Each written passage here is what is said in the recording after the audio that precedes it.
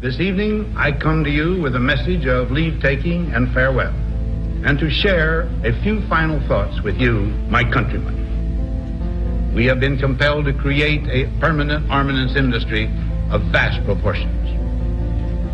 3.5 million men and women are directly engaged in the defense establishment. The total influence, economic, political, even spiritual, is felt in every city, every state house, every office of the federal government. We recognize the imperative need for this development, yet we must not fail to comprehend its grave implications. In the councils of government, we must guard against the acquisition of unwarranted influence, whether sought or unsought, by the military-industrial complex. The potential for the disastrous rise of misplaced power exists and will persist. I'm not comfortable with that at all. Who elected these guys to run the planet?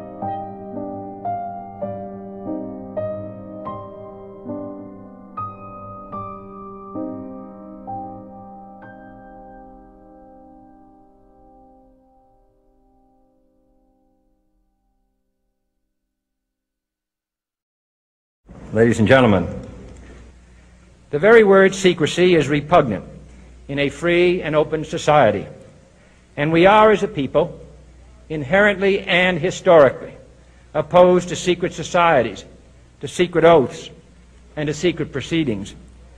We decided long ago that the dangers of excessive and unwarranted concealment of pertinent facts far outweighed the dangers which are cited to justify it.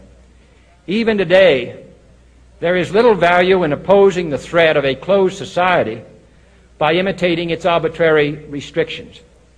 Even today, there is little value in ensuring the survival of our nation if our traditions do not survive with it. And there is very grave danger that an announced need for increased security will be seized upon by those anxious to expand its meaning to the very limits of official censorship and concealment. That I do not intend to permit to the extent that it's in my control. And no official of my administration, whether his rank is high or low, civilian or military, should interpret my words here tonight as an excuse to censor the news, to stifle dissent, to cover up our mistakes, or to withhold from the press and the public the facts they deserve to know. For we are opposed around the world by a monolithic and ruthless conspiracy that relies primarily on covert means for expanding its sphere of influence, on infiltration instead of invasion, on subversion instead of elections, on intimidation instead of free choice, on guerrillas by night instead of armies by day. It is a system which has conscripted vast human and material resources into the building of a tightly knit, highly efficient machine that combines military, diplomatic, intelligence, economic, scientific, and political operations. Its preparations are concealed, not published. Its mistakes are buried, not headlined. Its dissenters are silenced, not praised. No expenditure is questioned, no rumor is printed, no secret is revealed. No president should fear public scrutiny of his program, for from that scrutiny comes understanding, and from that understanding comes support or opposition, and both are necessary.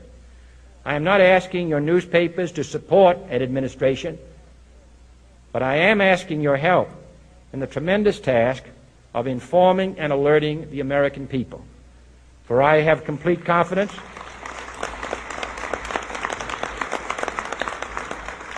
in the response and dedication of our citizens whenever they are fully informed.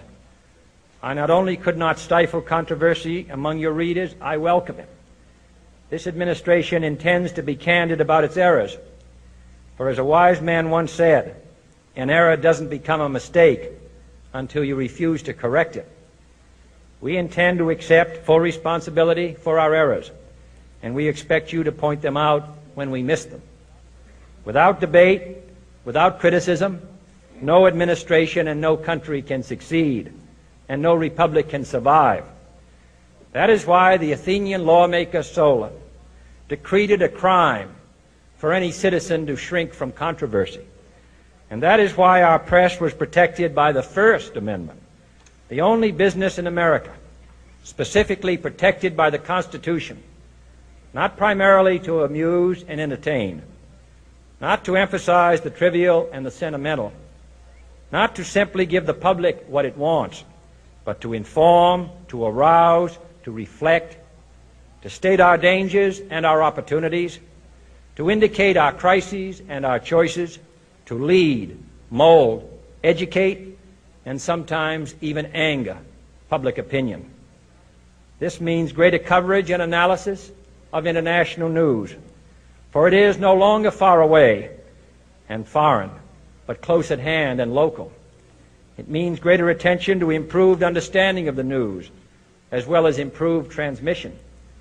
And it means, finally, that government at all levels must meet its obligation to provide you with the fullest possible information outside the narrowest limits of national security. And so it is to the printing press, to the recorder of man's deeds, the keeper of his conscience, the courier of his news, that we look for strength and assistance, confident that with your help, man will be what he was born to be, free and independent. I'm not comfortable with that at all. Who elected these guys to run the planet?